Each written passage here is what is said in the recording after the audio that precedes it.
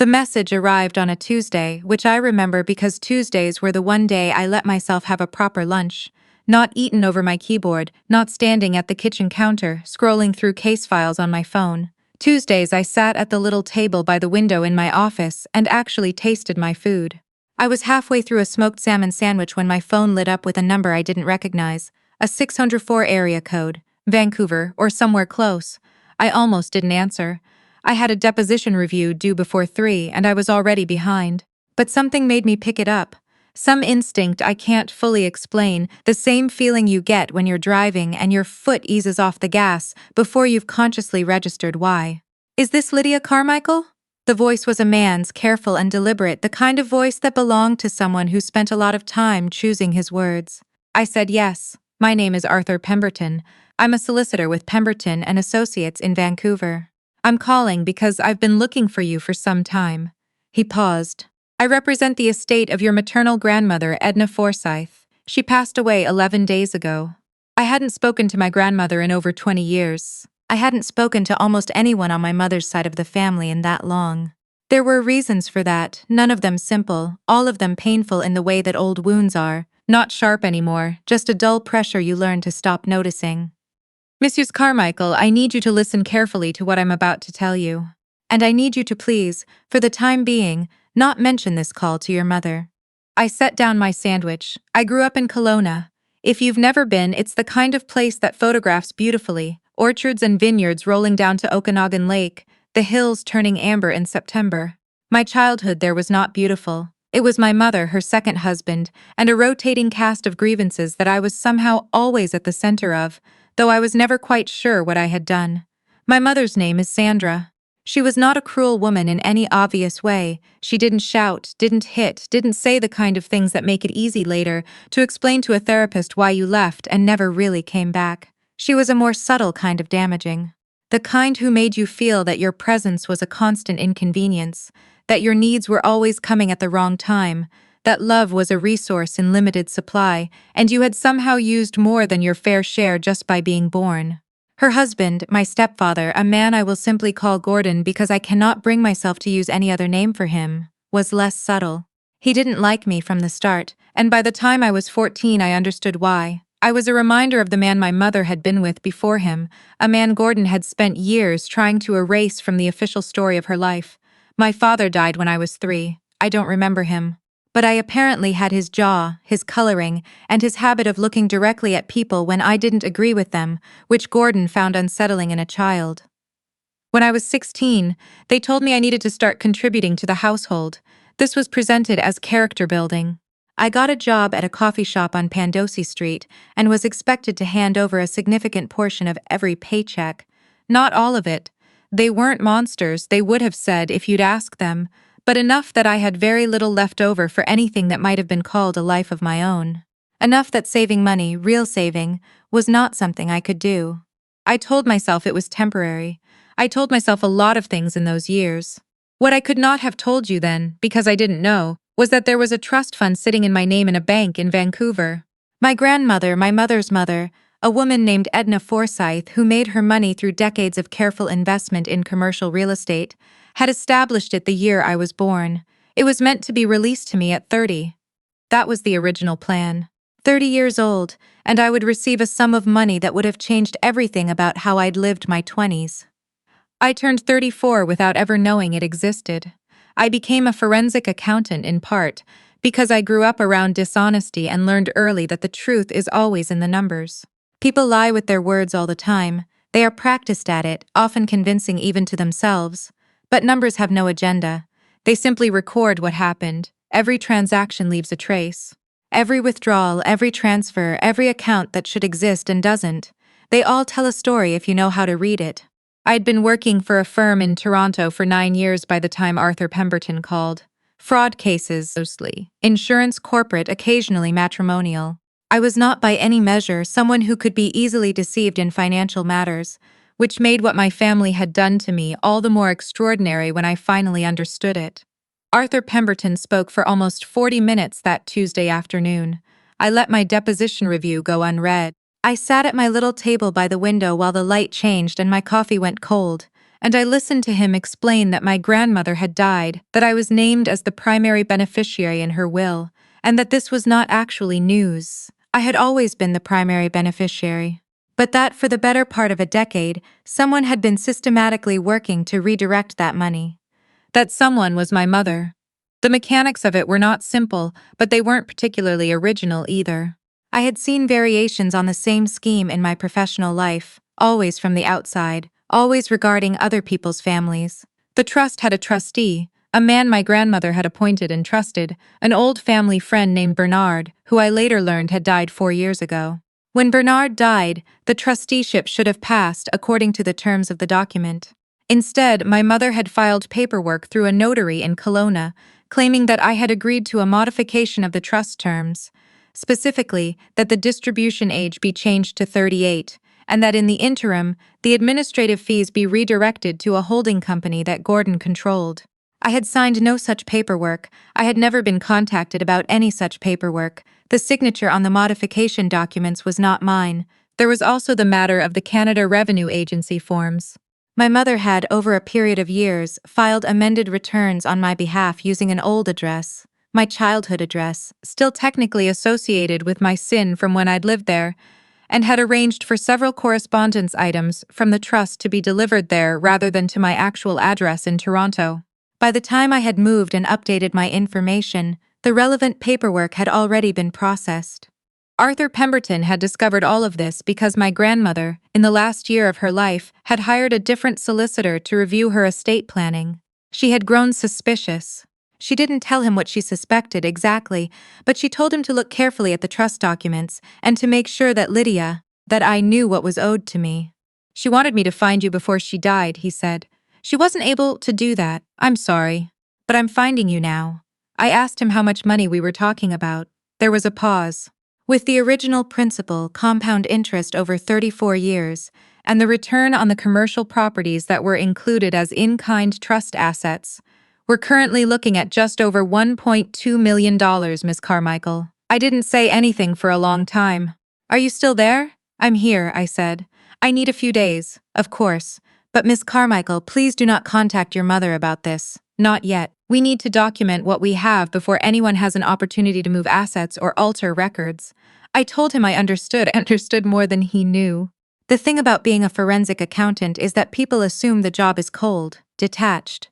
You're looking at spreadsheets, not at people. And that's true on the surface. But the reason the job matters, the reason I went into it, is that behind every falsified ledger is a person who has been harmed. My job is to find the evidence. Someone else holds the person responsible. But I am the one who builds the case that makes that possible, and I have never once lost sight of who those ledgers represent. I spent the next 3 weeks doing what I do, but for myself, which was a stranger experience than I can easily describe. Arthur Pemberton sent me everything he had. I went through the trust documents line by line, then the modification filing, then the correspondence history. I identified the notary whose name appeared on the modification, a man in Kelowna I had never heard of, who, it turned out, had retired under some pressure from the provincial regulator 2 years earlier following unrelated complaints. I found the holding company which was registered in Gordon's name, with a registered address that was a storage facility outside of West Kelowna. I found 3 years of administrative fee payments that had been drawn from the trust's liquid assets and deposited into that account. I also found something Arthur Pemberton hadn't known to look for, because it wasn't in the trust documents. Gordon had used the holding company as collateral for a business loan in 2019. The loan application had referenced the trust assets, my assets, as a component of the company's financial position. In other words, he had used money that was not his, money that was not even his to claim knowledge of, to secure financing for a business venture that had since failed and been wound up.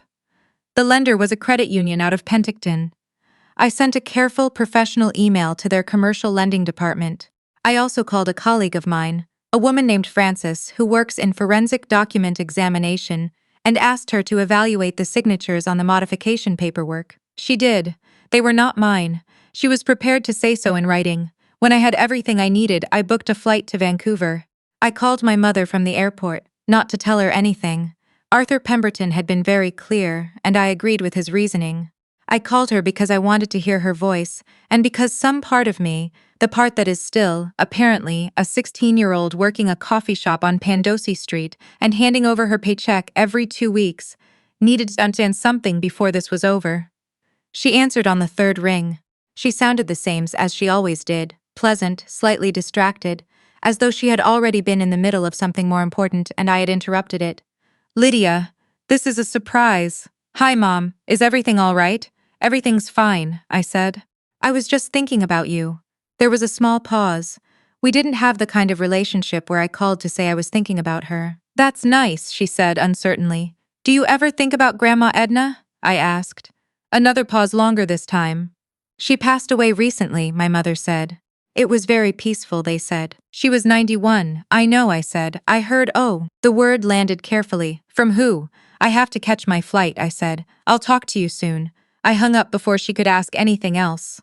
I sat in the gate area for a while, watching people move through the terminal, and I thought about my grandmother.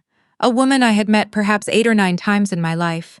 A woman I barely knew, who had set aside more than $1 million for me before I was old enough to walk, and who had spent the last year of her life trying to make sure I got it. I don't cry easily, occupational habit probably, but I sat in gate C14 at Pearson and I cried a little, quietly, for a woman I wished I had known better and for the years I'd spent not knowing what she'd tried to give me. Then I got on the plane. Arthur Pemberton met me at his office on West Georgia Street. He was older than his voice suggested. Early 70s, gray and precise, with the kind of careful courtesy that has mostly gone out of fashion. He had coffee ready and a thick folder on the desk between us. He introduced me to the barrister he'd retained for the civil matter, a woman named Claire, brisk and direct, who shook my hand and got immediately to business. I appreciated that. I also appreciated that she didn't try to soften what she was telling me. "We have enough to proceed on the civil side. The fraudulent modification of the trust, the misappropriation of the administrative fees, the use of trust assets as collateral without authorization, these are all documentable and recoverable." She looked at me steadily. "The criminal side is not our lane, but I've been in contact with the RCMP's Financial Crimes Unit. Based on what you've assembled, they're interested." I had known that was likely. I had prepared for it. I still felt something shift in my chest when she said it. "My mother," I said. Is she the primary target or is it Gordon?" Claire and Arthur exchanged a glance. "The paperwork was filed in your mother's name," Claire said. "Gordon's name is on the company that received the funds. In our assessment, they acted together, but that's ultimately for investigators to determine." I nodded. "What do you need from me?" "You've already given us most of it," Claire said. "Your financial analysis, the document examiner's report, the holding company filings. What I need now is for you to be available to provide a statement, and to understand that this process will take time. Months, possibly longer." "I understand," I said. "I've worked these cases, I know how they move." She almost smiled at that. "Then you already know the hardest part isn't the evidence, it's the waiting." I didn't confront my mother. I know some people might have expected that. A big scene, a phone call, accusations, tears. It didn't happen that way. I didn't see the point. The evidence was assembled. The professionals were handling it. There was nothing she could say that would change what she had done, and there was nothing I needed to hear from her to know the truth. What I did do, 3 days after I returned to Toronto, was send her a letter.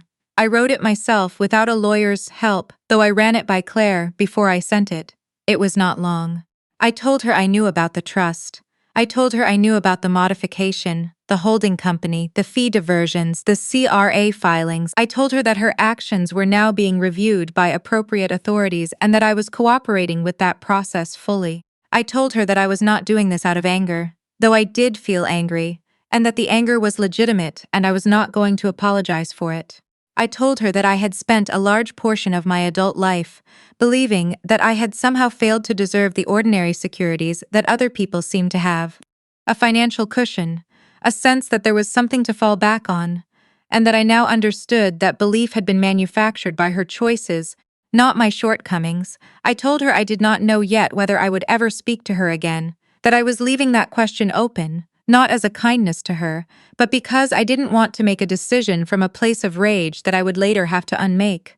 I told her the letter did not require a response. She responded anyway. Twice I didn't read either response. I printed them unread and put them in the file. The civil proceedings took 14 months. I will not pretend that was easy. It is one thing to work a fraud case for a client.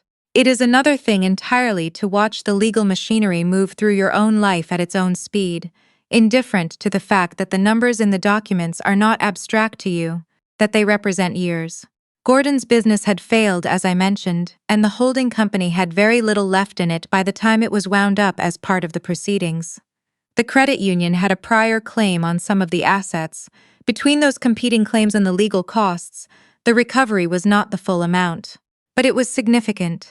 Claire's team successfully argued for the recovery of the misappropriated administrative fees, plus interest calculated at the trust rate. The in-kind assets, 2 commercial properties in the Okanagan that had been in my grandmother's portfolio and were correctly included in the trust, had appreciated substantially. Those were liquidated. The RCMP's Financial Crimes Unit concluded its investigation with charges laid against both my mother and Gordon under the criminal code, fraud over $5,000 uttering forged documents. I testified in a statement. I was not required to be present for anything further, and I chose not to attend. When everything was resolved, the amount deposited into my account was just over $940,000. I sat at my kitchen table in Toronto on a Tuesday. It was a Tuesday again, which felt like something, though I'm not sure what, and I looked at the number on my screen for a long time. $940,000, not the full amount, not everything that should have been mine, but close enough that I could feel the weight of it, the realness of it, in a way that I hadn't let myself feel during the 14 months of proceedings. I thought about the coffee shop on Pandosy Street. I thought about the paycheques. I thought about the years in my 20s when I had worked long hours, partly because the work was meaningful, and partly because I was afraid of what would happen if I stopped. Afraid of that particular kind of precarity that gets into you early and doesn't fully leave. I thought about my grandmother, who I had met 8 or 9 times, who had loved me in the most practical way she knew how. By putting something aside, by ensuring that there would be something waiting for me, by spending the last year of her life trying to make sure a solicitor in Vancouver found me before it was too late. She hadn't quite made it in time. But she'd made it. People ask me sometimes, colleagues, the occasional friend who knows pieces of the story, whether I regret not confronting my mother directly. Whether I wish I had said more, said it to her face, watched her have to answer for it in real time. Honestly? No. I've thought about it enough to know what I actually believe, rather than what makes for a more satisfying story. The most useful thing I could do with my anger was put it into the work. Into the documentation, the analysis, the careful construction of an airtight record that professionals could act on.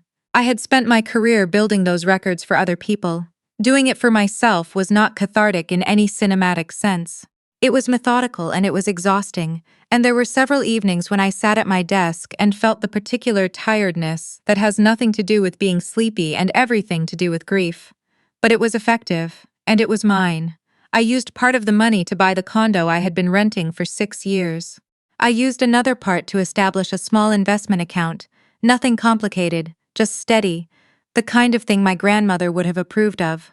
I took a 2-week trip to Prince Edward Island in September because I had always meant to go and never had a reason pressing enough to make me stop waiting. The island was beautiful, the red cliffs, the lupins along the roadsides, the particular quality of light in the evenings. I walked a lot.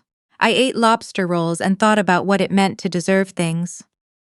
Not because you had earned them through suffering, not because you had fought hard enough or waited long enough, but simply because someone who loved you had decided you were worth caring for.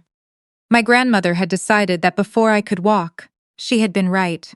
I am still learning at 36 to believe that she was right, but I am learning.